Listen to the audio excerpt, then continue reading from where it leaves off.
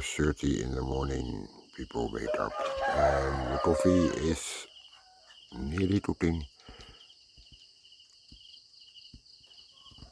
And if you can going in, but imagine yourself this story.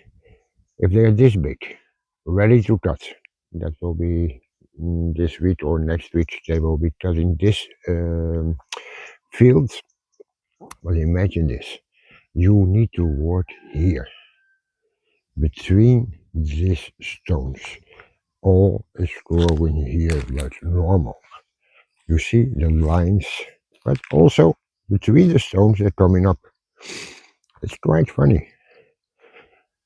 It's the most strange places I find sugar. On that rock there is sugar. On there is sugar. And if you want, you can always come and help a little bit cutting in this terrain. But I think it's really, really bad to work in. You see people working here with the machete. And there's another word for you. Find that in another part. But I forgot it on the moment because I'm really look here. There's one of the men coming. He has not only cuts, but he has also the bananas. And in the other hand, he has hello.